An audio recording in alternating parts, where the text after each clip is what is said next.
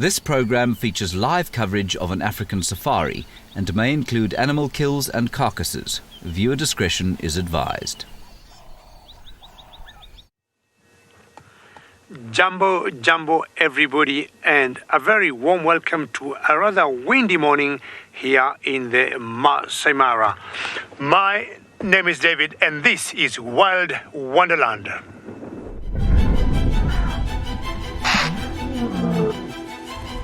This is absolutely magnificent.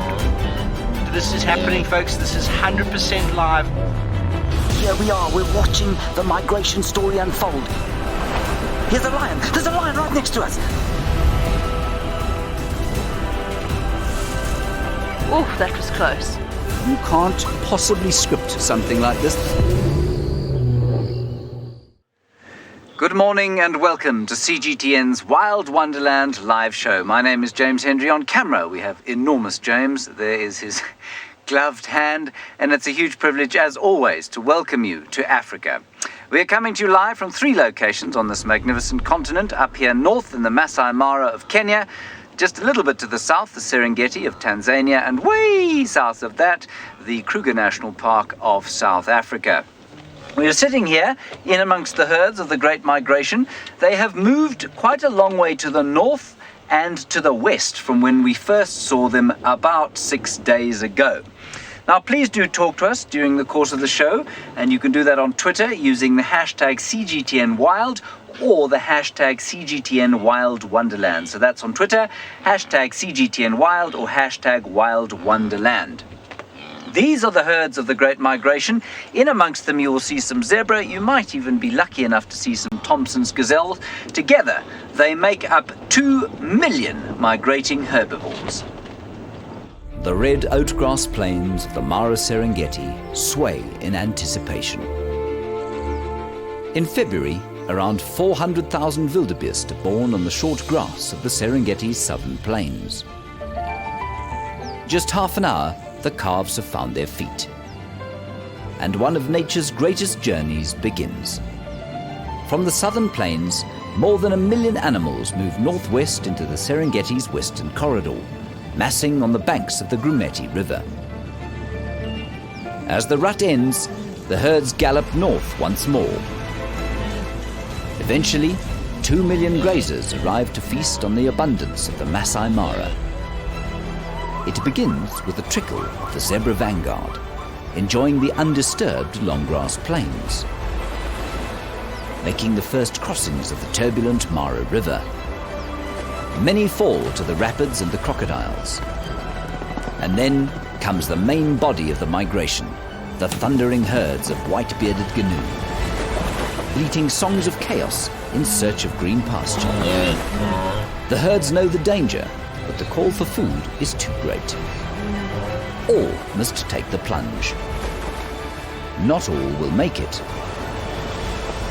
For those that do, hungry prides and clans patrol the banks. For survivors, rich red oatgrass is the reward. Before it's time to cross the river again, as nature's greatest herd follows the life-giving storms and verdant plains of the Mara Serengeti for nourishment.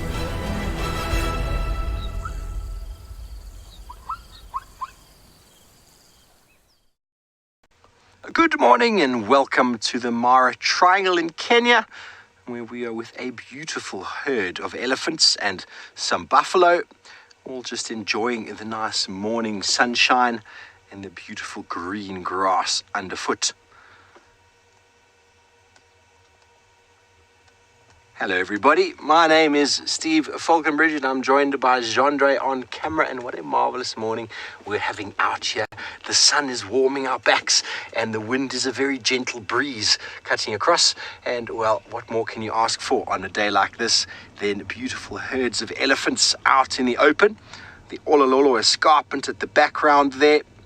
Behind us, the Mara River and the Serengeti border towards the south with Tanzania, forming what we call the triangle, the 3 barriers forming the triangle with the Masai Mara Reserve on the other side.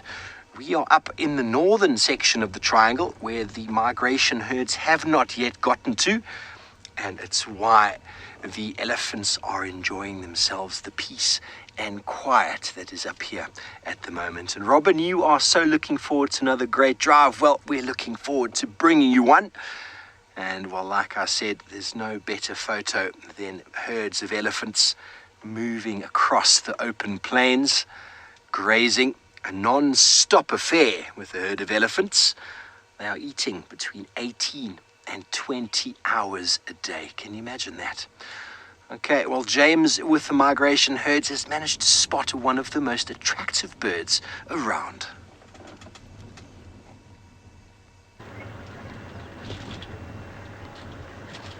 Yeah, this is one of the most beautiful birds I think we find here. It is called a grey-crowned crane. And it is, interestingly, although it looks like it's sharing the migration meal with the wildebeest, it isn't. What it's doing is eating the seeds of the grasses, where of course the wildebeest are trying to get hold of the rich green leaves underneath where the seeds are. Now these wonderful birds live in pairs and often around bits of water. So little marshy areas or ponds or riverbanks, you'll often find a pair of grey-crowned cranes, and they're endangered birds. You wouldn't think so if you drove around here, but they certainly are endangered. And their family occurs throughout the Palearctic, so all the way through Africa and down through Europe and Asia. You'll find different species of cranes, and often they're very famous. They're often spoken about in folklore.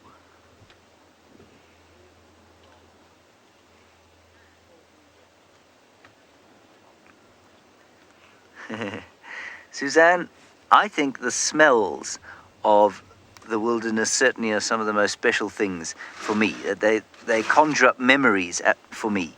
And while the fact that there are so many wildebeest in the area certainly does give the area a slight smell, it's not a bad smell to my nose. It smells a bit like goat. I think that's the strongest smell or the most obvious smell that I can liken it to, mixed with a bit of cattle, sort of goaty cattle type smell. But you know, it's such a rich smell of life. And although you wouldn't want to spray it on yourself before you went out on a hot date, it certainly conjures for me a feeling of fertility and life, which is just beautiful. Now, a bird not quite as beautiful as the grey-crowned crane, but not nearly as ugly as the marabou stork, is one of our 5 vulture species. Well, very true, James. I think for me, crown cranes are some of the most beautiful birds we got in Africa. And not sure many people will disagree with me when I say vultures are not as good looking, I would say, like the cranes. And this all happened during the migration. And apparently until maybe 2 weeks ago, when the wildebeest came in here, most of these, I would say, not ugly birds that you're seeing were all gone, and they were all in Serengeti National Park in Tanzania following the migration. Now you can see lots of them in the air there, gliding. And what they do, they take advantage of the heat thermals to glide. And ideally, they're just scanning the ground to find out what could be out or down there. And there could be all types of vultures that you see there. We've got about 7 different species of vultures, especially here in Kenya. And most of those are either white-backed vultures or the Ruppel's griffon vulture. Now, once they spot something from up there, they just fly down and they start, either scavenging on it or stay close. If the killers or the cats are there, they'll wait until they move away. Now, I want to show you the one to the right. You see, on that tree there's one particular vulture to the right, and this one is the largest vulture and the strongest vulture that we got in East Africa, and it's called the Nubian vulture. And in general, they go in twos. While the others are always very gregarious, this particular one here, you'll always see a male and a female. It's the Nubian vulture, or the Leopard festivulture. Well, there's a lot to offer, ladies and gentlemen, and we'll now take you across all the way to South Africa to my friend Jamie, who is tracking.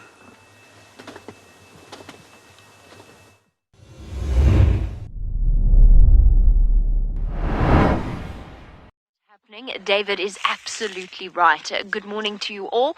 My name is Jamie, and behind the camera is Craig, and you're watching us take a live bushwalk through the Greater Kruger National Park, where we this morning have had a very busy morning.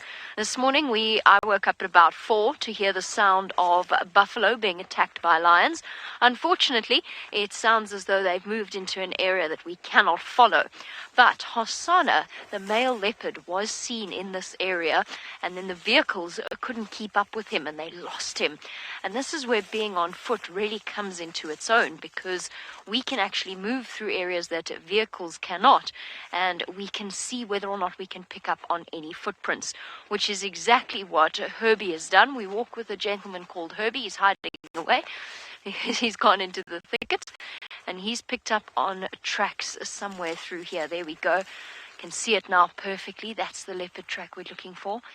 It's very different tracking something like a leopard, because sometimes it seems as though they walk over areas where it's almost like a piece of tissue blowing over sand. They walk so lightly.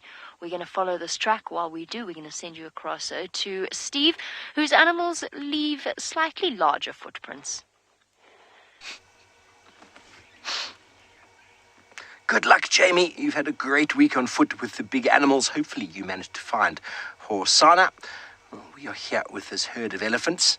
Beautiful family grouping made up of adult females with their offspring. So you get grannies and mums and daughters, and then sons up to the age of 15, 16. And then eventually they get pushed out as they start showing interest, sexual interest in the females. They get pushed away then to live a life of a nomadic male.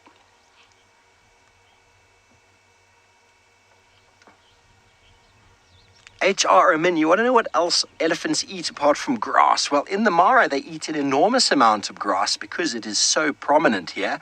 But they'll also feed on small herbs and forbs on the ground.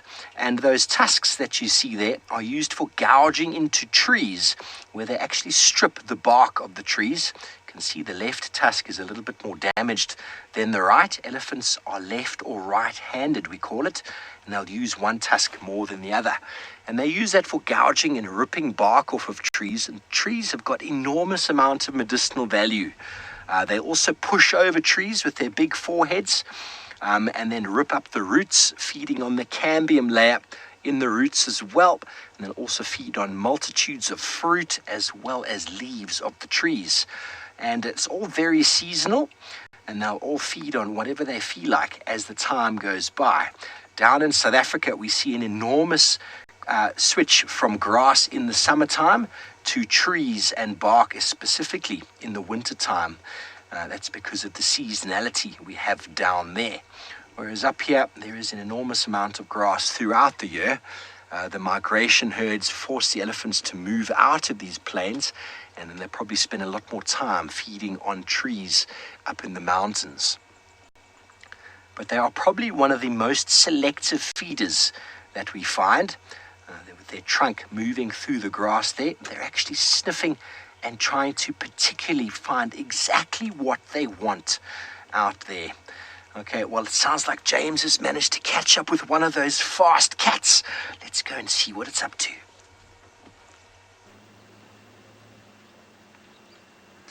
We've managed to catch up with a cheetah, and we think it's a female cheetah, and we think that it's a female cheetah called Kakenya.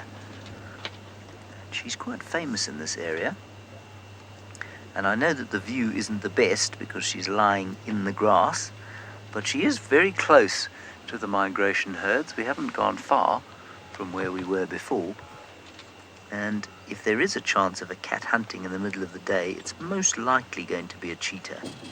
There are the herds. So she'll just lie here and hope that something comes a little bit closer during the course of the day. She'll probably hope that it's a youngster. Righty, we're going to stay with her, but David's got a predator that's a little bit more active than this.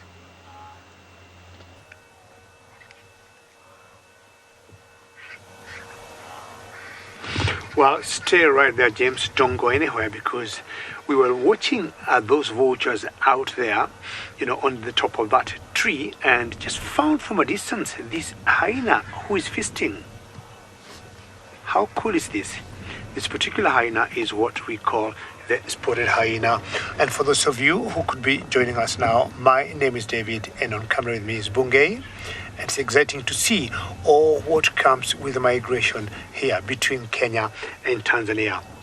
You're watching CGTN Wild Wonderland live show, and we're coming to you live from Kenya, Tanzania, and South Africa. Here in Kenya, we're in the Masai Mara, and we got a spotted hyena who took advantage, I would guess, of a kill that could have happened here maybe early this morning by some lions. She eats, she poses, she looks, just in case the killer, who I guess is a lion or lionesses, may come back. So what she has to do is to eat very quickly. And if you look, he has taken some very good position to feed next to some tall grass, taking some good cover so that she is not spotted. So speed for her is very important. She has to eat as quickly as possible. And I'm sure you know most of them do not even chew. They just cut and swallow. Cut and swallow. So I want to move around in this particular area because I've got a feeling whoever could have killed this, which I guess is a wildebeest, could be around here. But in the meantime, we'll take you across to Tanzania to my friend Tristan, who I think got more wildebeests.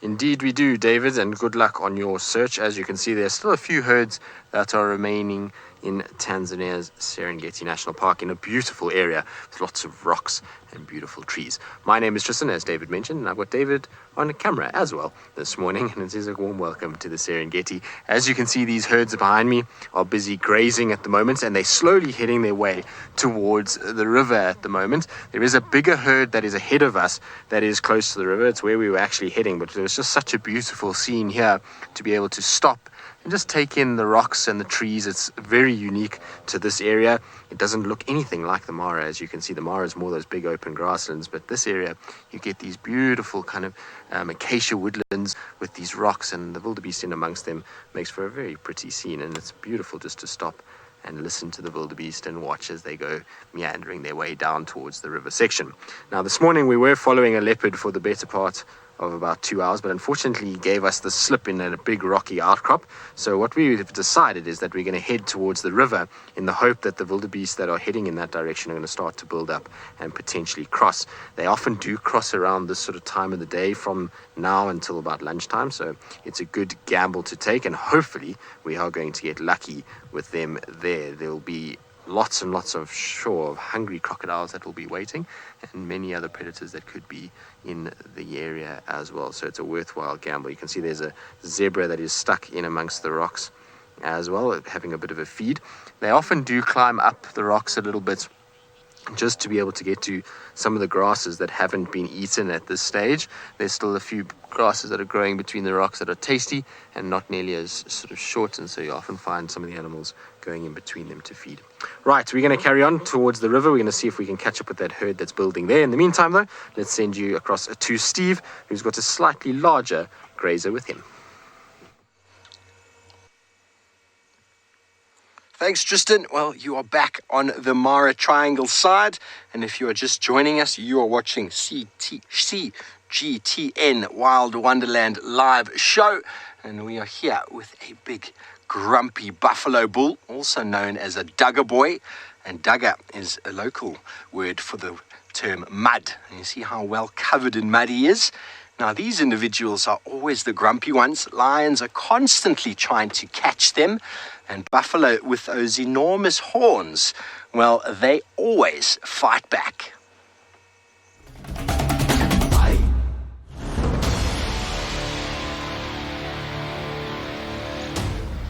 Buffalo. a lion pride's ultimate challenge. A hunt for a full and coordinated team of lionesses. First, they single out a victim, panicking the herd and breaking its united front. Taking care to avoid the cow's raking horns, this experienced pride set to exhausting, injuring, and eventually flooring their victim. By rights, once she was down, her muzzle being crushed by dagger canines, the outcome was certain. Or was it? Sometimes buffalo find the courage to fight back, rescue their own.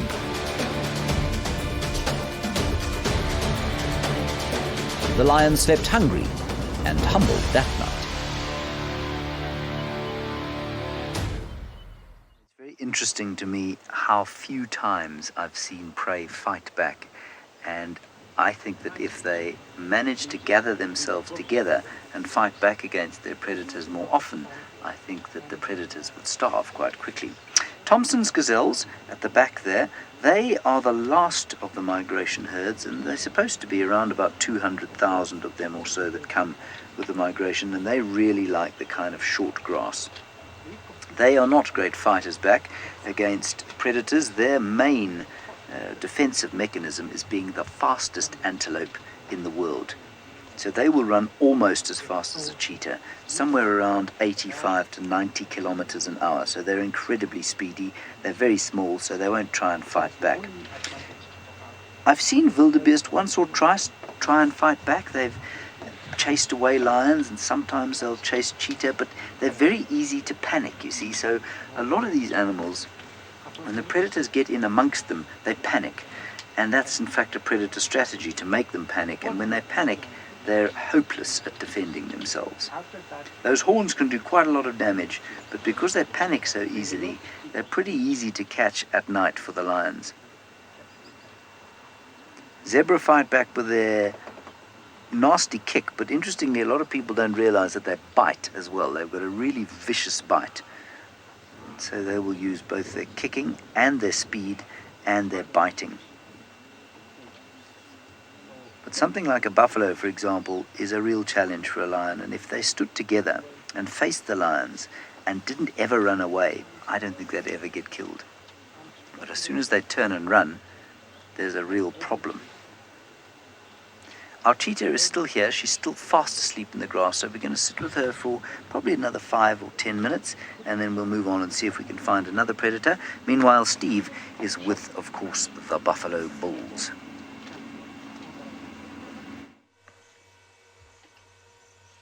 Thanks, James. You are so right when you talk about buffalo running. If they did stand their ground, lions don't know what to do. Actually, Jean-Joe and myself saw a lioness the other day run at a wildebeest. It's quite a young wildebeest as well, maybe about 2 years. And it turned on the lion and showed its horns, and the lion ran away. Lion doesn't know what to do when a prey animal turns on it. And these lone buffalo bull, maybe in small groups, they generally don't run because they know when they run that they are prime game for the cat. Cats love to chase things that run.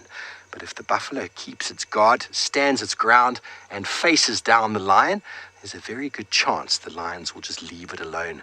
But as soon as they run, that instinct in the lion just triggers, and off they go and chase it. It's one of the number one rules in the bush: never ever run. No matter what you do, never run.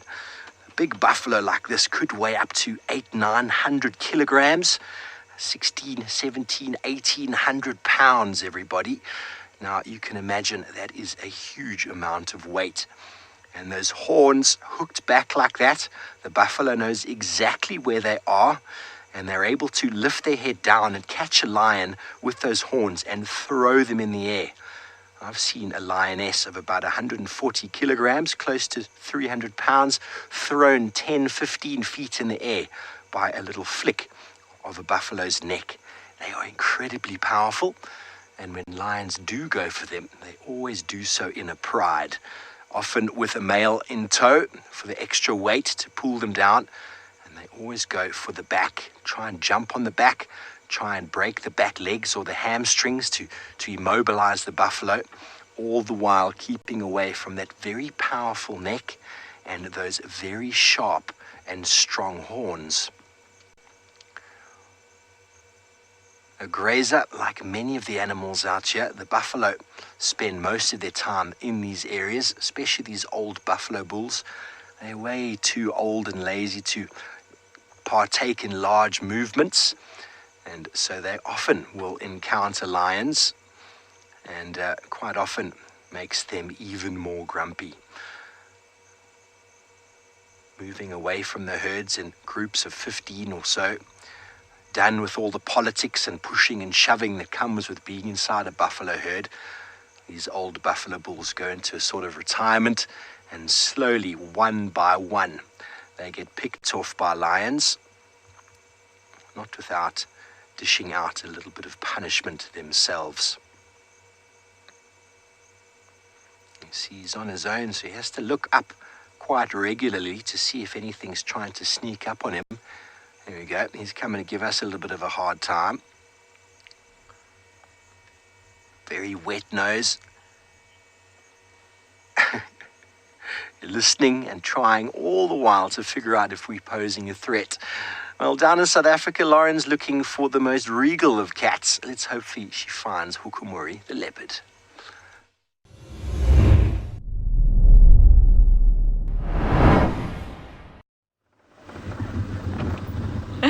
Welcome everyone to the wild wonderland that is South Africa. My name is Lauren and I do have Seb on camera today. And as was mentioned, we are looking for a very interesting cat. His name is Hukumuri. He is a dominant territorial leopard around here and he's been spotted, literally. And we're just trying to work out exactly which way he's gone. He is a very unusual looking leopard, shall we say, and he recently lost an eye, so he is a one-eyed leopard and we haven't seen him in quite some time, so we are furiously searching the area and listening to see, or to hear, if we can hear him calling. So we're going to keep on searching around, and of course, why is he so unusual? Let's find out.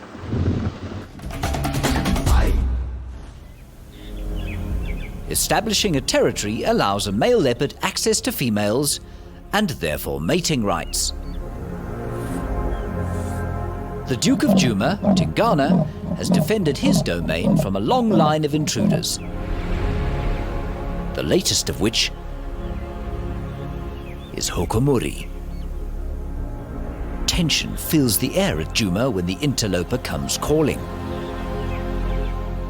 Nobody knows where he originates. Nobody knows his origins. But what we do know is that he is a lethal threat to Tingana's offspring, Princess Tlalamba and the little chief Hosana. Hukumuri is about 6 years old, in his prime and looking to expand his territory. His intense gaze is spine-chilling.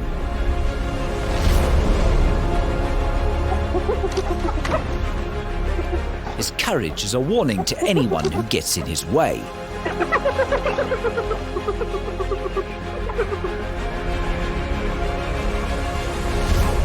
He is a calculating hunter, boasting strength, stealth, and skill.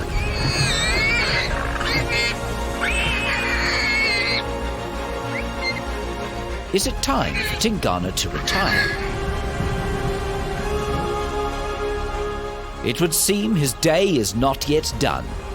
He has recovered from the illness that allowed Hukumuri to stake a claim. Now, the old Duke's calls echo through the Juma night air once more.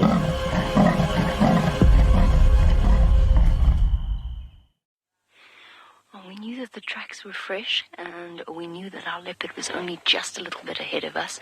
And from the birds calling and the squirrels making an almost witch-like laugh in alarm, which they always do for leopards, we knew that he had to be somewhere around here. And there he is, the little chief himself, one of the only leopards that you can actually spend any kind of time with on foot. And he has gone straight to sleep.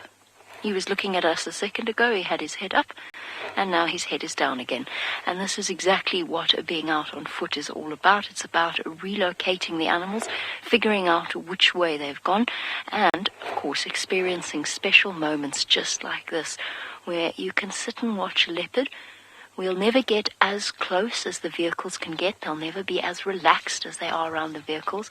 But at the same time, you'll never experience anything as profoundly as you will when you're on foot with a wild animal. And the fact that he lets us get this close, as I've mentioned before, is something very special about him. He can hear something, and what he can hear is a pair of francolin that are slowly feeding across in his direction. They are actually just in front of us. I don't know if they've even seen us yet. I hope they don't start to make a funny noise and give him a fright. Annette says, awesome to find Hosanna. And she says, good job, Jamie. Good job, Herbie, really. He was the one who showed us a true tracking expertise in finding this leopard. So a big thank you to Herbie for this. He's done an excellent, excellent job. It's not easy tracking a leopard. It must be one of the hardest animals to track out here. The only one that I can think of that would be harder to follow one individual is a hyena, because there's always so many of them moving about overnight that you never know which way they've gone. But a leopard, you have to look so closely at the ground. And there's the added disadvantage that their camouflage hides them so perfectly that you actually have to be incredibly careful where you're walking. We were walking through some thickets earlier, and I was thinking we're not going to see Hosanna till we step on his tail, unless he moves beforehand. It was so thick in there. Fortunately, though, he's actually moved out and into the open. And depending upon Lauren's luck with Hukumuri, what we'll do is we'll spend a little bit more time with him. He's perfectly relaxed. He's sleeping now.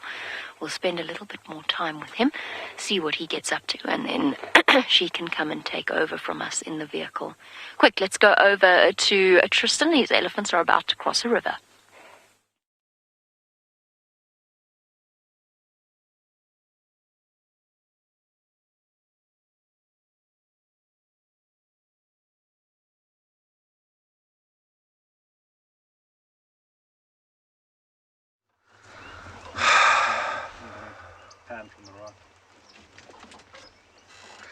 Welcome back to the Mara River. I apologize about the sound issues coming down from the Serengeti.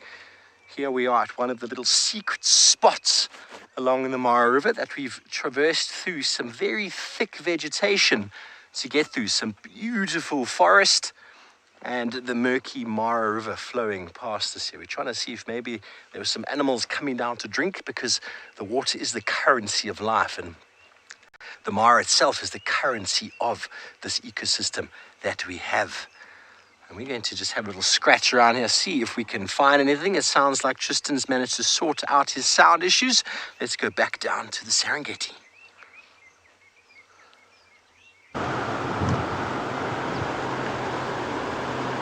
Indeed, so sometimes the perils of being out in the African bush and being alive. But anyway, like I was saying just now before we had a few issues, is that it's a crossing that we weren't quite expecting. We were hoping for a crossing, but we were hoping for zebra and wildebeest. Instead, we've got a beautiful big elephant herd that is busy moving across the Mara River. And you'll notice that the Mara River in this particular area looks very different to that of the Masai Mara. The Masai Mara's river is much tighter, steeper banks, and not nearly as many big boulders in the water as what you see here. The river really widens quite a lot as it comes into the Serengeti, and it is an epic place to watch animals. You get these amazing palm trees, and then obviously when you've got elephants wading across, it just makes it that much more special. But you can see they take it quite easy, and that's because of how many rocks there are in this particular water section.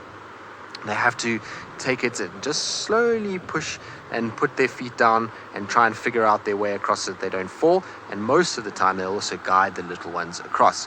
Suzanne, you're asking how elephants communicate. Well, they've got a number of ways that they communicate. They use body language, which would be in the form of stiff tails, ears out, raised trunks, or something like that. Then they'll also use communication in terms of sound. So sound would be low rumbles.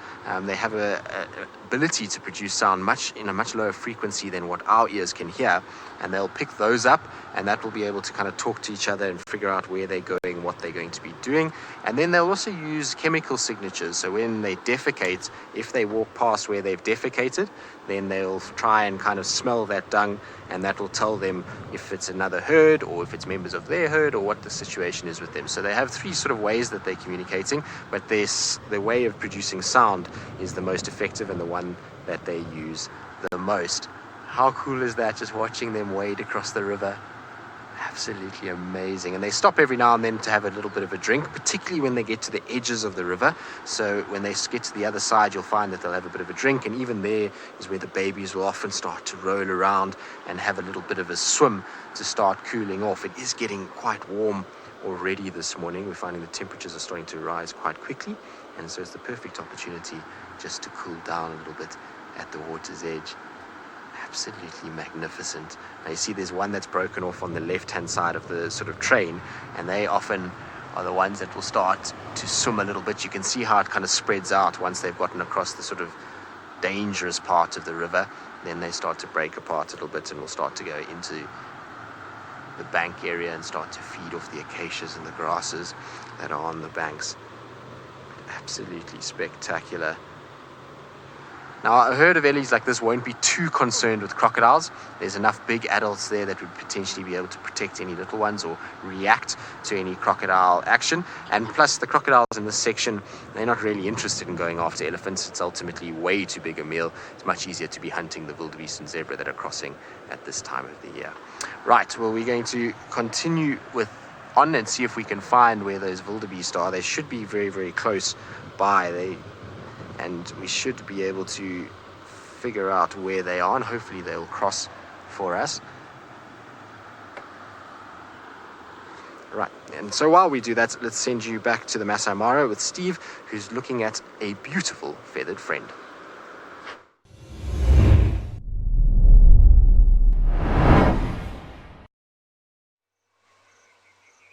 Indeed, Tristan, miles and miles further upstream from you.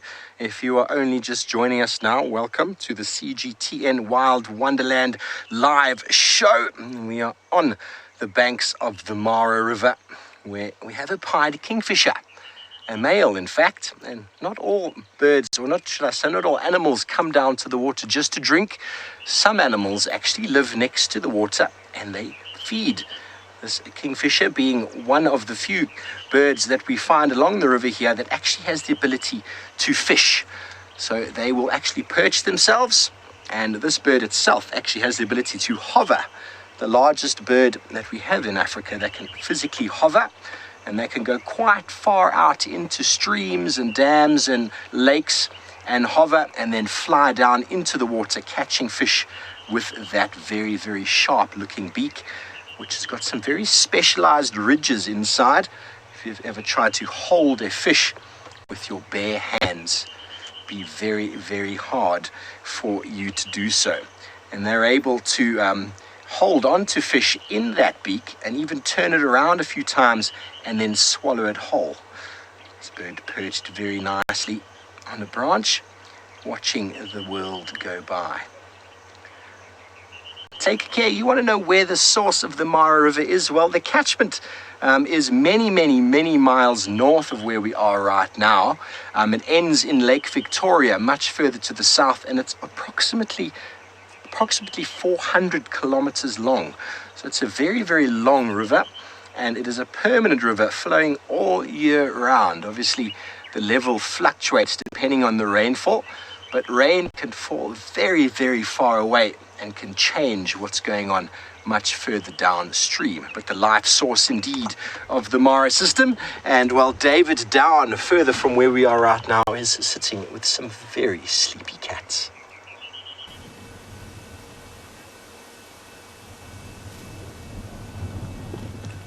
Well, staying by the river, Steve, you see so many things, including the kingfishers, and talking about how kingfishers feed on fish. I remember it's only once I've ever seen a lioness eating fish in water. Not sure it was very hungry, but it's always not their first choice. Now, I earlier said the hyena I saw eating could have, been enjoying the benefit of some killers, and I think these were the lions that must have brought that wildebeest down. Now, this particular pride here is called the sausage tree pride, and it's one of the largest prides that we have here in the Masai Mara. And the pride consists of 5 females and 10 cubs. When the wildebeest hadn't come, when the migration was not here, this particular pride kept bringing down buffaloes. Of all the prides I know in the Masai Mara, this one I respect it because they are very good in bringing down buffaloes. And you see all the flies on top of their bodies like that because they've been eating, and I'm sure they're the ones who killed the wildebeest we saw the hyena feeding earlier. And you can see the panting going on because they have so much protein. They have so much meat in their bodies, and because it's getting warm, that's exactly what happens. They'll just keep panting. The breeze continues though.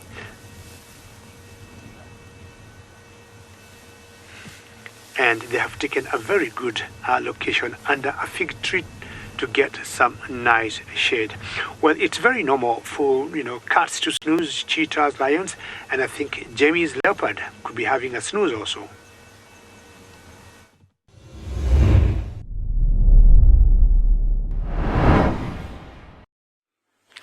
I mean, it's very, very normal for big cats to snooze during the day. It's less normal for adult male leopards to snooze when people are standing a couple of meters away from them. I've been doing this for many years, and I have never, ever known a leopard like Hosanna. To be able to do this is a dream come true, and at the moment, because there's nobody else interested in coming to see him, not interested, but nobody else is on their way to come and see him yet, it feels as though it's just us and Hosanna in this great, vast wilderness. It's the most peaceful setting ever. I mean, his nose is itchy. He hasn't even lifted his head, and we've crept a little bit closer because we needed to get a different view when he moved into the shade to be able to see him. And this is a wild cat. He weighs probably over 70 kilograms of pure power and muscle with lightning fast reflexes, and we're watching him sleep on his side like he could not be happier in the world that we're here with him. I don't think it's particularly that he seeks out human company or that he likes having human company, but he definitely doesn't mind it. We've in no way changed what he was going to do this morning. He was going to have a snooze in the shade, and he was going to do that regardless of whether or not we were here. All right, so while Hosanna has what I assume is a well-deserved nap, there's no sleep for those following the migration, certainly not for James.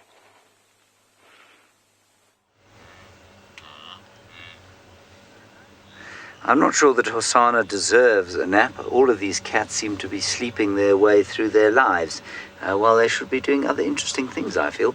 We're sitting here with a small herd of wildebeest on a piece of ground that was, a few days ago, absolutely covered. And I just want to show you something here that I have picked up off the plains.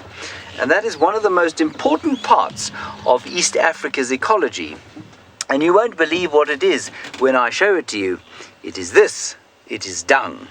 And without this dung, produced by the millions of herbivores that come moving through this area, there wouldn't be anything like the same fertility that there is. So these animals take a lot of grass, but they put a huge amount back in. And I think that you'll find that the herds come onto an area like this, and they graze it flat, and they move off it mostly because the grass becomes unpalatable because of all the waste product that eventually ends up on the ground.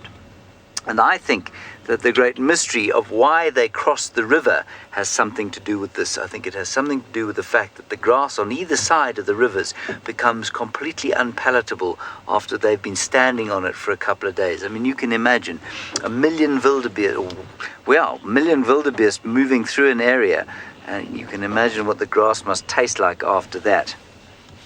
Kerpel, you say, ew? Well, it's not very disgusting, it's just grass, and it actually has a very pleasant smell once it's got a couple of days in the sun. It smells like hay. You all know what dry hay smells like? Well, that's what this smells like. Hay with a bit of goat mixed in. Actually very ungoaty, I'm smelling it now. It's a very pleasant smell. The best smelling dung out here is elephant dung, aged for a few days. But this has a very nice fragrance, kind of herby kind of smell, which is good. Something that I bet produces a smell that is pretty disgusting is a lizard, especially a monitor lizard.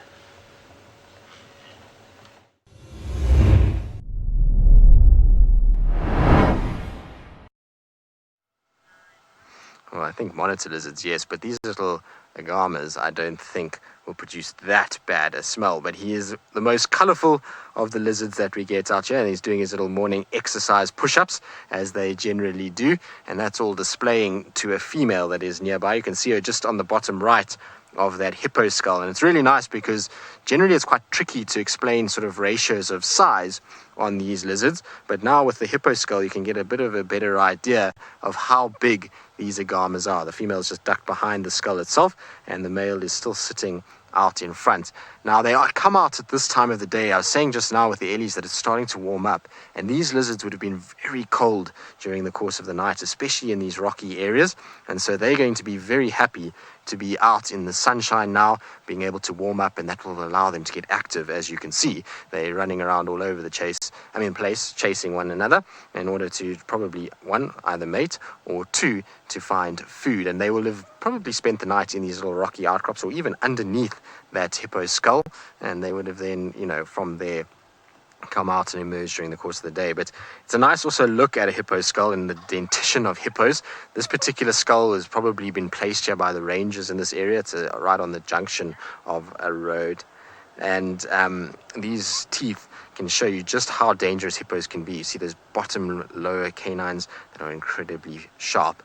Now, Nancy, you say what a weird color our lizard is. It is a weird color. It reminds us all of Spider-Man. So we all kind of, as guides within Wild Wonderland, we all think that they look just like a Spider-Man lizard, and so they've got these beautiful colors, and they add a bit of spice and kind of flavor, I think, to the area. I quite like seeing them, especially on the rocky areas. Most things on rocks are trying to camouflage and trying to really kind of look the same as the rock itself, whereas these guys are trying to stand out as much as possible in order to be able to essentially attract attention from the females. But it looks like they've decided to disappear and that they're not going to show themselves. Maybe they wanted a private moment behind the hippo skull. And so while we carry on and see if we can find the wildebeest, let's send you back across to Steve, who's got some ellies of his own.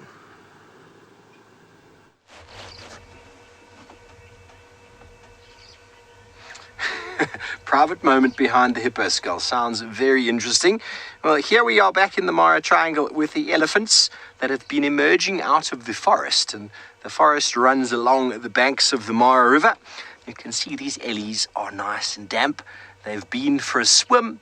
And something that is also quite noticeable of the elephants in the Mara is how white and clean their tusks are, because they don't use them as much for feeding on trees like they do down in South Africa. They're very stained and dirty down south. And my name is Steve Falconbridge, joined by Jandre on camera, and we are having a wonderful afternoon out here this morning. Our elephants slowly emerging out of the forest. Now, they're feeding on grass now for the most part, but every now and again, I'm sure they will be eating the odd tree, odd bit of bark. Look how giant those trees are.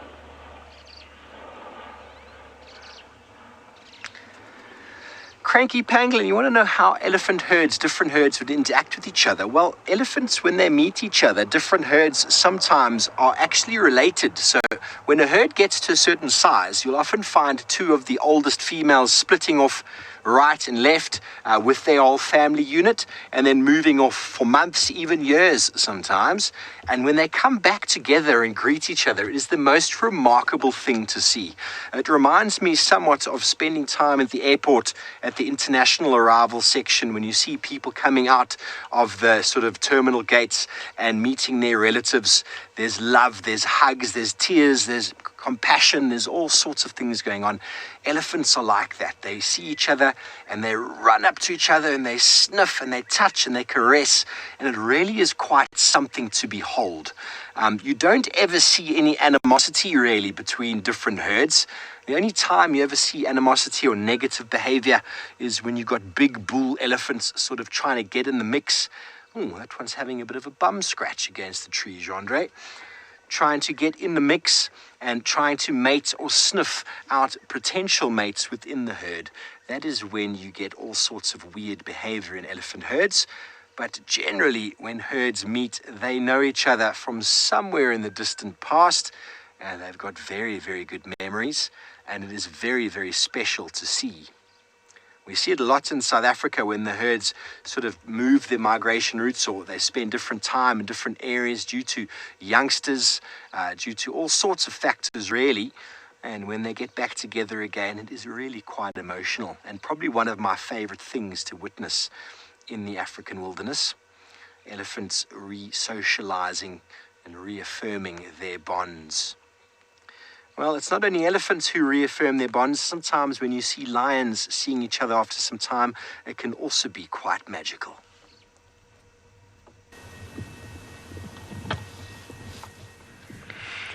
Well, from elephants, one of the big five, to another one, another of the big five, and I still got my pride. What I did, I tried to reposition myself and try to come a little closer to these lionesses, and you can see how flat they are. But you got one to the left there that's just yawning and maybe wondering about the next meal. But as it gets hot like this, definitely nothing doing. So what she might most likely do is to look for another place to bed, much cooler, more shade. Let's see where she goes. She's going to the very base of that tree. See her belly, how full she is. You might mistake her to be pregnant, but she is not pregnant. She's just very full. And I see them spending the rest of the day here because of the heat of the day. It's very normal for the lions. We've got one that's close to us because I know all the 5 girls by name. And what I'll do, I'll show you one of those females. Remember, you're watching CGTN Wild Wonderland live show, and we're coming to you from the Masai Mara. We all know the names of these particular lions, and I'm going to show you one that I really love to watch. And my name hasn't changed. It's David, and manning the camera is Bungay. Remember, should you have any questions, please send them through hashtag CGTN Wild or hashtag Wild Wonderland. Now, the one particular female I want to show you is the one that's close. You see one legs up, and the one close to us, it's called Limpy. Limpy initially had 2 cubs, but currently she got 1 cub. I talked about 10 cubs in this particular pride, but currently she got 1 cub. 1 cub we think she could have lost either to other predators, or it could have been diseases, or anything would have happened to her. Let's learn more about Limpy.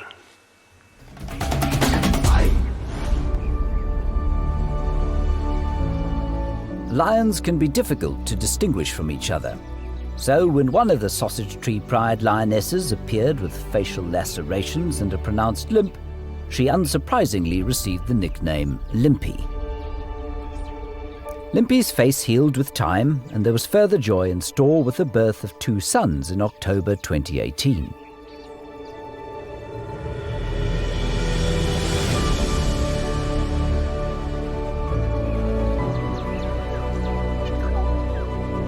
Unfortunately, as happens frequently in nature, the joy was tempered with tragedy. So often we find bereft mothers searching the haunts where their little ones used to hide.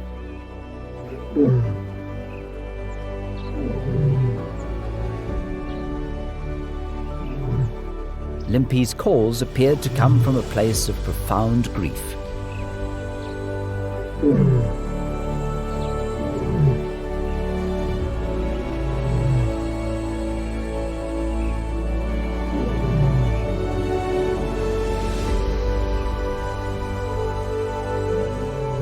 We don't know what fate befell the missing brother. But the other cub was luckier.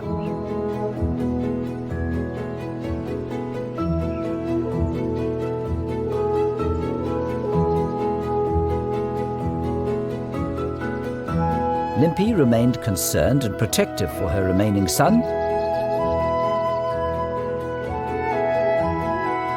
even forbidding playtime with father.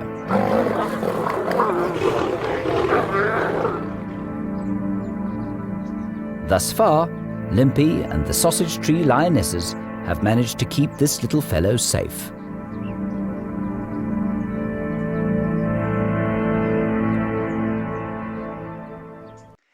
Nature is always a juxtaposition of emotions, happiness and sadness quite often, because of so much happens out here.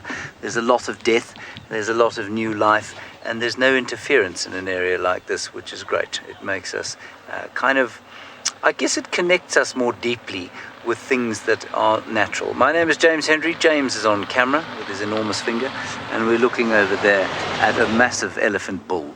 He's probably about a 6-ton animal, and I always like to think of elephants as ships floating through the grass sea. Enormous big ships.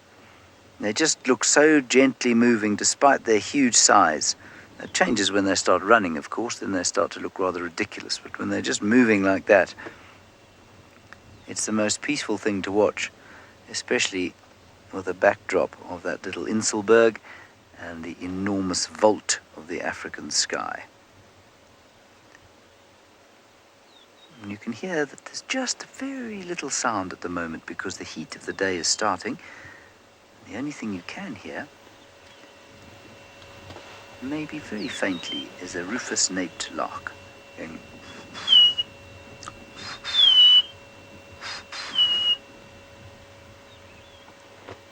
Otherwise, all is at peace. And soon, what we'll be able to hear is the flies, because the flies really enjoy the hot part of the day.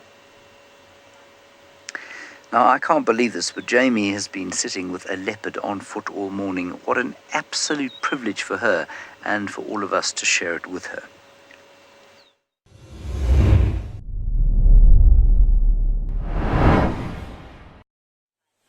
It is a privilege. It really is. It is a profound privilege. And you know that I reckon I could even get a little bit closer. Oh, the fly's bothering you. Look at this. Look how cutesy he's being. I reckon we could probably get even closer, but that is where I draw the line. I don't believe that he would do anything to us, and I don't believe that he'd even run away. But there is a boundary that we need to establish at this point as he comes into his own and into adulthood. And I just don't think pushing it any further is a good idea. Things can change so quickly, and leopard's reflexes are so phenomenally fast that it would put both him and us at risk. So we're going to settle for the view which we have, which I have to say we're not going to complain about. We're probably, I would say, 20 meters from him. Give or take 15. We're 15 meters according to the camera specs. Look at what it's telling us. 15 meters away from a wild leopard. He lives wild. He doesn't get fed. This is his home, and he's let us into his world. And I'm so relaxed with him that I've actually been crouched down, looking through the grass and sort of thinking about what it must be like being a little antelope or a scrub hare, moving through this vegetation and encountering a leopard laid out like this. Because I can imagine if something were to come from behind him, he'd be almost invisible. Which is, of course, the whole nature of leopards, is to be secretive. If elephants are like ships sailing through the grass, then leopards, I guess, would be something similar to submarines, hidden away and launching only when necessary. Oh, I don't know what to say, except that when big cats sleep, they sleep like champions, whether it's here in the Greater Kruger or across in the Masai Mara.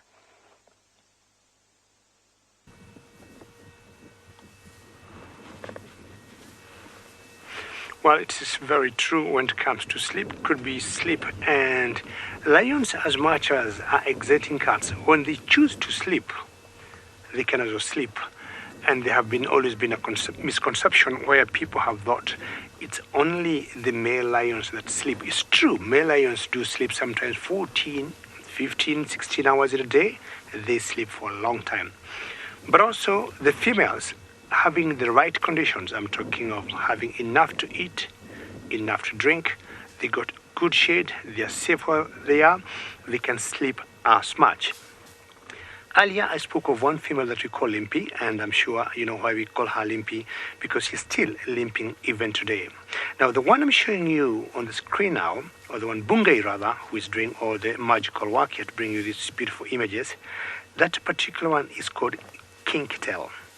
Now, I want you to look at her tail very carefully, and you notice it got a knot. Did you see that? Well done, Bungay. Now, she might have picked, that particular knot way back, either from a bite or from an infection. We do not know, but she has been having it since she was young, and we call her kink tail because of that particular bent on her tail. She's apparently the pathfinder, or the matriarch, if I may call it, of this particular pride. And you can see all the flies on her mouth and her whiskers. And if you look on her ears, you see they are quite torn. And this is an indication of being old. And she is the oldest female in this particular pride. Apparently she got some ticks there, if you look. And the flies are quite irritating. And she has to keep flicking her ears every now and then. See how they have covered all the body? They don't give them any infection, apparently, but they're just annoying. And by her just rolling over, it's just trying to reduce the amount of flies on that particular side of the body. We've got some cubs having a bit of movement there. And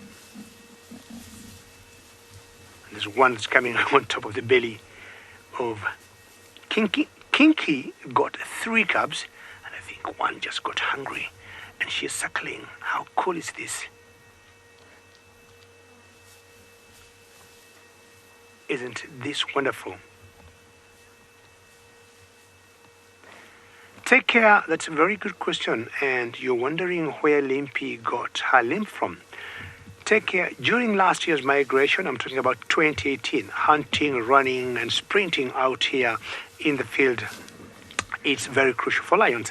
And it's during that hunt, or it's during migration of 2018, on one of the runs or on one of her hunts, she sprained her foot, and that's where she got the limp from. It has never, I would say, recovered 100%. There are times when you see her, unless you know her, you will not notice the limp. But for us who have been living with these lions or following them for a long time, we can easily pick it up.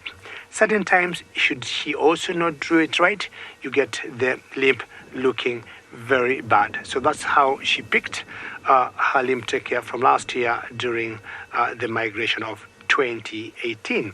Now, talking of migration of 2018, now we have the migration of 2019 with Tristan.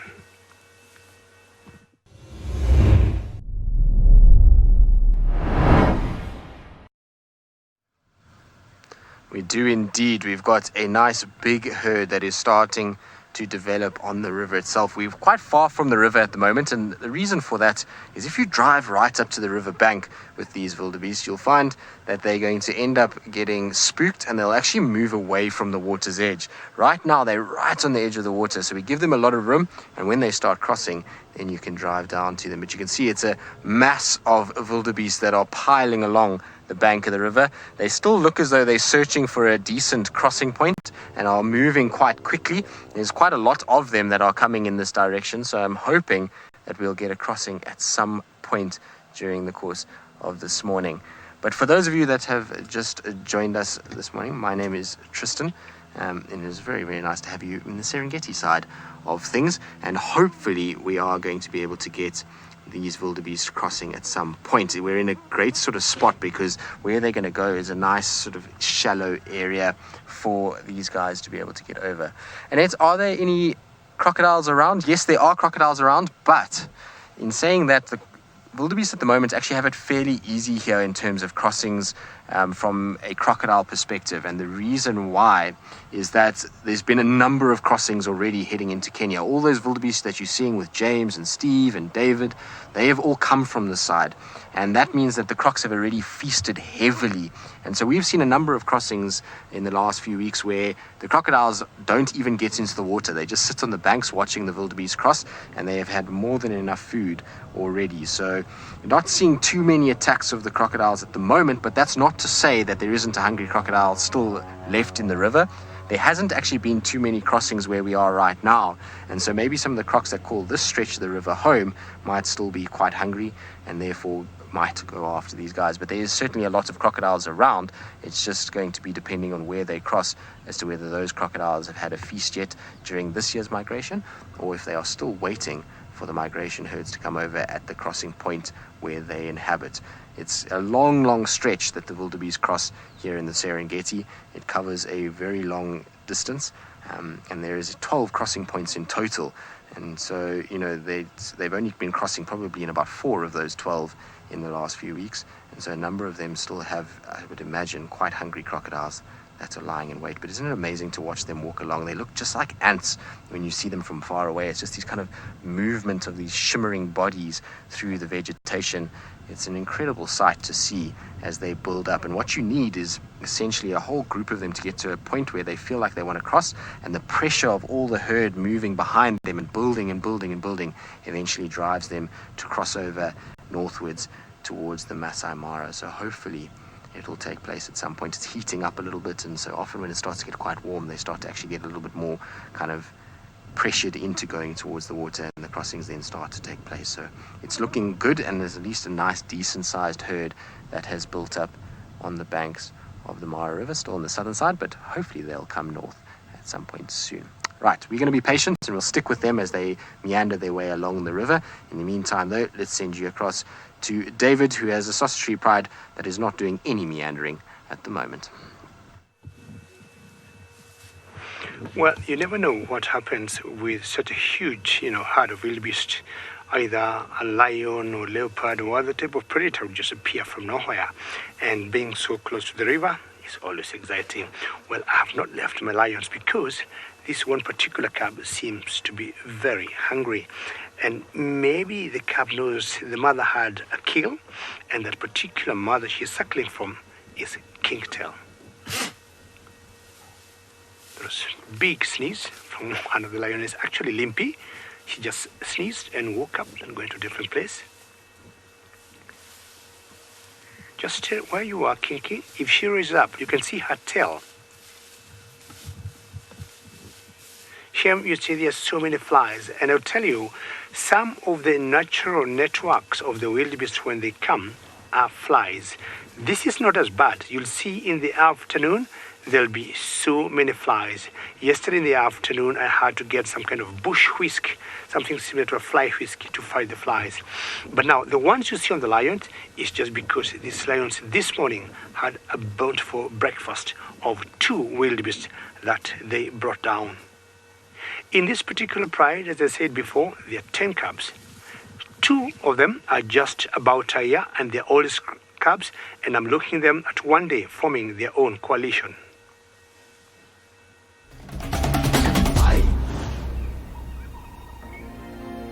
In August 2018, 2 little male cubs were born to the sausages.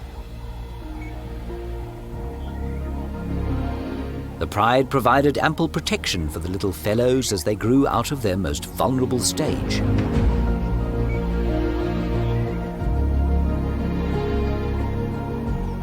As the new year dawned, the little chaps began to travel to the pride's feasts.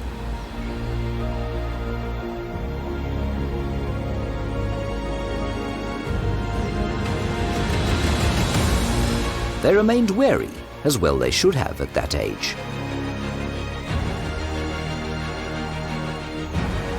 Cute they might be, but a meek lion is a hungry one, and these 2 already display ferocious aggression at kills, even with the saber-toothed lionesses.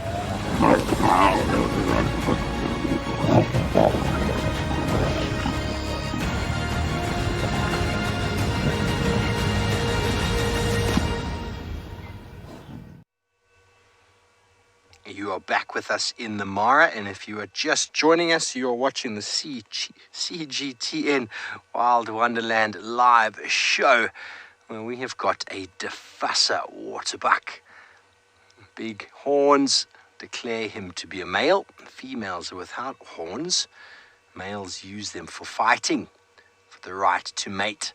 Not like the buffalo that use them for fighting as well as defending themselves against lions. Waterbuck generally run when they see lions, and as the name implies, waterbuck are never more than about 3/4 of a mile from water. Very, very water dependent. Probably about 1/3 the weight of a buffalo, but yet requiring twice the amount of water per day, which I find quite incredible. A lot of that's probably got to do with that very shaggy coat that he's got there. That must be incredibly warm in the heat of the day. His nose is working overtime, trying to figure out what we are. And there he goes, trotting off into the distance. Well, from this beautiful waterbuck in the long grass, let me send you down to the Sabi Sands in South Africa with my friend Jamie.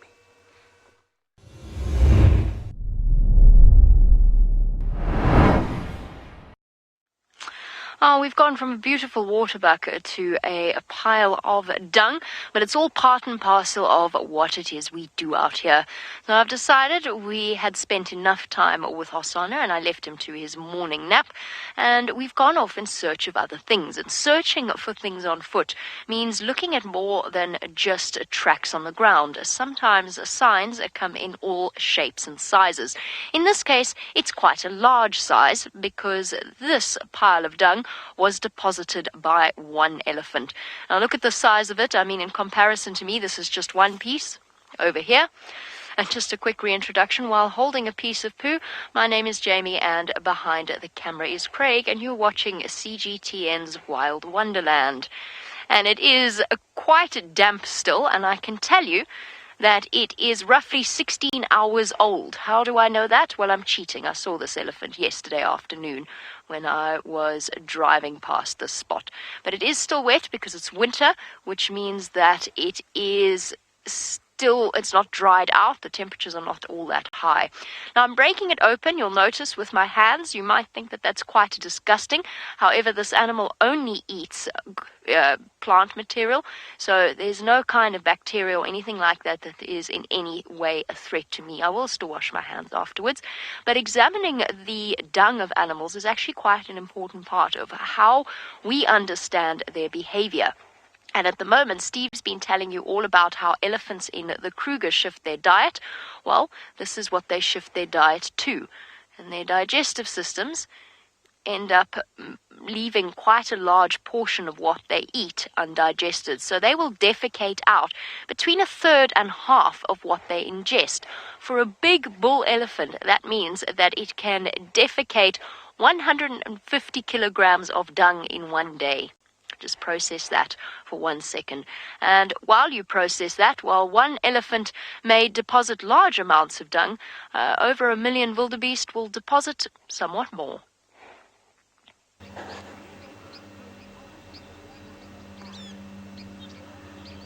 They also deposit large amounts of dung, and I must say, I thought until today that elephant dung was even more nice smelling than wildebeest dung. But I'm afraid I think I've changed my mind. That wildebeest dung I inhaled a little earlier smelt of all the herbs of the Masai Mara. It was delicious. Now, we've come into the area where this cheetah is. She's in this grass somewhere.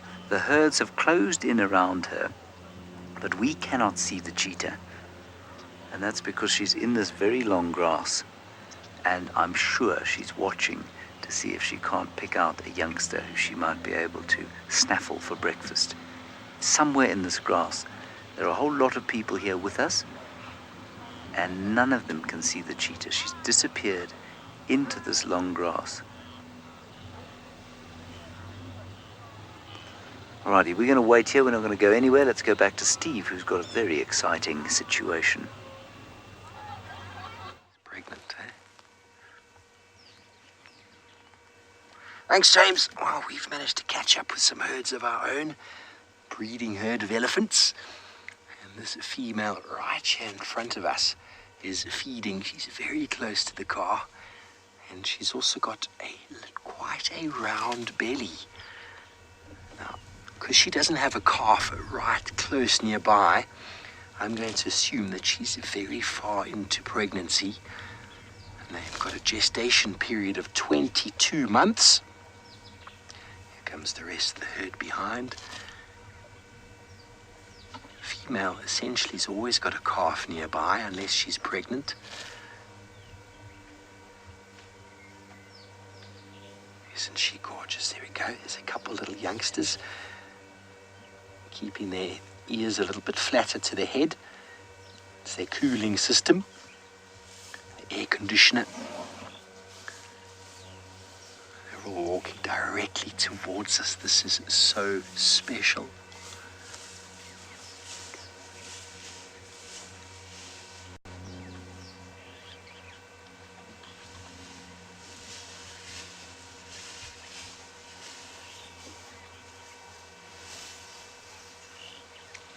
Hello, Rainbow D. You want to know how old an elephant is when it starts feeding on grass? Well, you see that one there, it's throwing its trunk around. It's trying to figure out how to use the trunk. So for the first 2 years, they are pretty much suckling from mum. They don't need the trunk for that. They lift the trunk and they just use their mouth. But for those 2 years, they move around and they try and pick up things that mum drops. They try and utilize that trunk, which has got 100,000 muscles in it. And eventually, after about 2 years, 2.5 years, they're able to start feeding on grass. But it takes them that enormous amount of time to figure out how to use that trunk. And they're right here, right next to us. This is so incredible.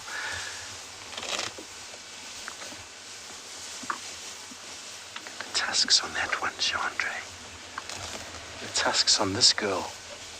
Incredible tusks. Generally, the biggest elephant in the herd, if it's a female, is the matriarch. The queen, she leads the herd. And then everyone else is most likely related in some way.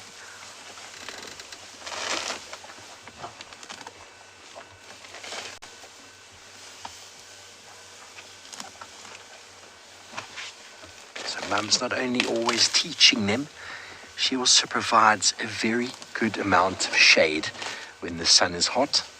And you can see that one is right there where her trunk is. She's busy sniffing exactly what mum is doing, then tries to use the trunk to grab it. See that twisting motion? Every now and again they get a little bit like a human child with that spoon towards their mouth. It takes them a while. They mess most of it on the face and on the bib. But eventually they start getting that coordination. It's the same with elephants. Oh, there we go. Look at that. So that one is probably about 2.5 at the moment. And it's able to access a fair bit of grass now, but probably still getting a little bit of milk from mum. They will try as long as they can if mum allows them to. Quite often mum will stop them feeding on their milk at a certain time, because although they still want milk, mum is probably with a child inside and so is lactating once again, so the milk is available. Sometimes younger mothers can suckle a lot longer than they need to. Okay, well, we're going to maybe follow this herd for a little bit more. Maybe we can get some good shots, and in the meantime, let's send you back to Tristan in the Serengeti.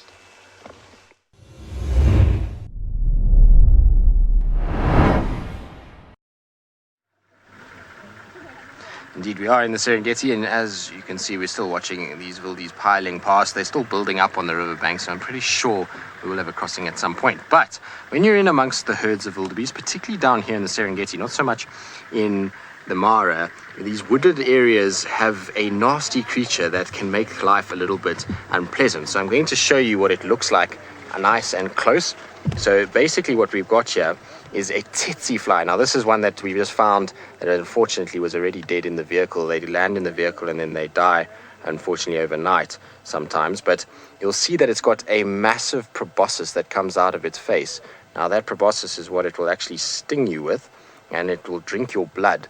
And these guys can actually be quite dangerous. They can give you sleeping sickness, and they're something that you want to try and avoid as much as possible. They're not a very pleasant thing at all, and when they get you, it really, really hurts. So even though it's nice to be around the migration, something like this is not something you want to have landing on you, and they constantly are around. Now, the problem with them is that they're attracted to blue and black, which means that at the moment we are a walking tsetse attraction, and so they come and land on you, and then they stick this in, and they'll be able to drink your blood from there. Now, you can tell male and female apart just by their coloration.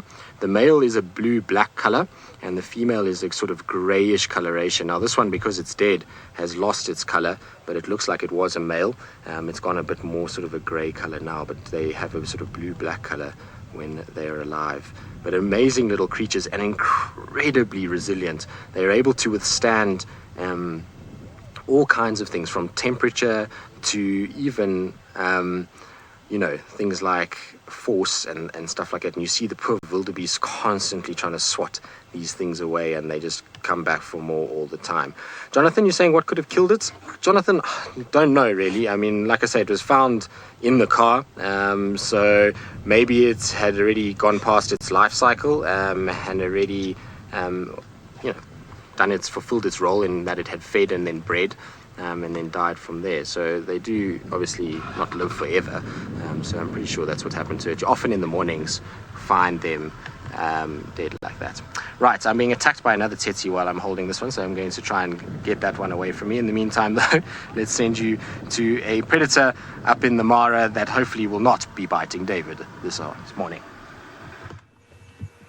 Well, yeah, Tristan, you have to be very careful of those sassaflies, because I think the sassaflies got teeth that are much bigger, much sharper than the mosquitoes, and the proboscis are always very strong. I remember the very first time I went to the western corridors of Serengeti, I had a sassafly bite that almost made me tip the car over. I mean, they're very powerful, and once they bite you, for example here, the very first advice I was given by one of the locals, if it's biting you here, just leave it alone, just like a vampire.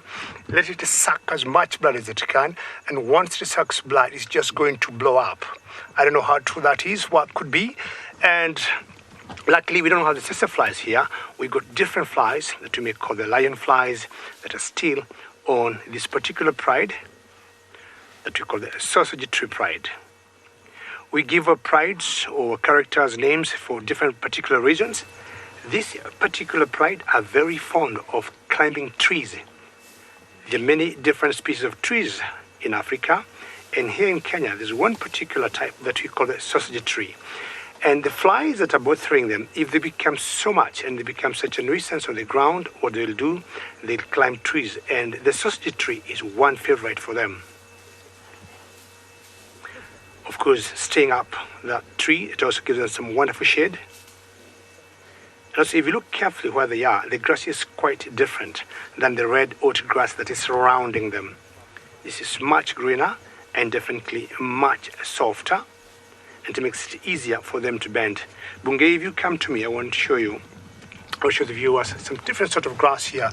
This particular grass that we call red oat grass, where I come from in my village, we use it to make thatches, to make roofs. Can you see, Bungei? It's good for you? Happy there? We use that grass to make roofs where I come from, and it becomes very handy. It's quite tall grass, and it goes to about a meter, and currently most of the areas here where I am, we got about 2 meters long of grass, which the lions are taking advantage to hide before they go for their prey. Well, I'll give you another quick look of these lions before we go to my friend Steve, whose elephants are still around. This female is pretty cool. Thanks, Gigi. Well, we're staying with our herd here, and they're eating all sorts of grass here at the moment. Right here next to the river, it's difficult to say what grass is growing here. A lot of it, I think, is couch grass, which is a natural sort of grass that grows close to water. It grows as like a carpet along the ground, and is used for stabilizing the ground. It's a very, very good ecological grass for stabilizing banks where you get lots of herbivore pressure. hippos actually mow this down into a very nice sort of lawn, and elephants thoroughly enjoy it. As you can see, this whole herd here has managed to get their faces and trunks right in it. It's nice and dense green vegetation, and they are making the most.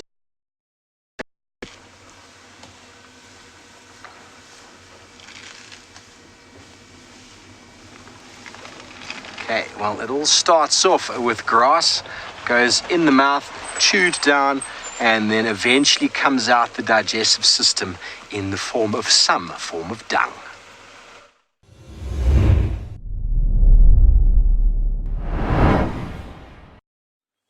And something very similar happened with hyena as it walked along this path. So we're continuing our scatological conversation, and we're talking at this point about hyena scat. Now, I said that there's a reason that we have such a fascination with the end product of animals' digestive processes, and I said that it tells us quite a lot about the animal concerned. And this is another prime example of exactly what I was talking about. You'll notice I am using a stick to prod it. I am not using my hands this time around. This is because this particular pile of excrement came from a predator, which means that it is a host to all sorts of parasites, and I definitely don't want to touch it with my bare hands. The first thing you'll notice is that it is white in color, and that's important because it tells us just how efficient hyena are at digesting bones. Now, lion and leopard, occasionally their scat will turn white if they've eaten quite a few bones, sometimes the soft edges of the end of the cartilage parts of their prey. But hyenas can actually break it down the bone, and they have the stomach acid that is basically able to break down almost anything. So the calcium from the bones of whatever this hyena ate is what has turned it white in color. You'll also find with hyena scat there's very little hair, very little solid that is left behind, and that tells us just how efficient hyenas are when it comes to scavenging and how they leave nothing to go to waste, because lions can't really break open the big bones. I'm sorry, I'm completely thrown because Shay says that they look like marshmallows. As it happens, I don't like marshmallows, so I'm okay with this. But for those of you for whom that this is perhaps you did like marshmallows, I'm truly sorry. I hope that it doesn't ruin the future of your marshmallow enjoyment. On that really, truly entertaining note, I think we'll send you back across to the Masai Mara, where James is enjoying the benefits of the migration. Marshmallows are ruined for everybody all the time. I think they're disgusting things, and I think hyena dung is equally disgusting. I also wanted to comment on those tsetse flies that Tristan had. They, of course, have played a major role in the design of this environment. For without them, there would have been people and cattle in this area, and it was the tsetse fly that eventually drove them away, which I think is fascinating. Not so many up here because there are far fewer trees up in the Masai Mara than there are down in the Serengeti, but the tsetse fly is still a very important ecological architect, if you like. It's quite amazing to describe a fly as an ecological architect. As disgusting and painful as they are, they really are very beastly things. Right, our cheetah is supposed to be just in front of us in the grass. The wildebeest is slowly closing in, more, just about, we think, about to stand on the cheetah. So the cheetah is just in front of us here. Just over there, we think. But we can't see her, so she'll be waiting for an injured young one possibly to come through here. Cranky Pangolin, you're wondering about whether predators killed the most of the migration. I think that was your question, something like that. No, most of the animals that die during the migration die of causes extra to predators. So they die of old age or of sickness or injury and that sort of thing. And the scavengers will make use of their carcasses. Now, we are unfortunately about to end this show we're going to stay here with this cheetah. So watch out for CGTN's social media platforms over the course of the day, and if any of the action kicks off here, we will be sure to go live with it. Otherwise, we will see the rest of you at 4 o'clock Central African time. You can work out what time that is wherever you happen to be in the world. Thank you very much for your questions and your comments. It's been a great joy, as always, to bring you the Great Migration from 3 locations in Africa.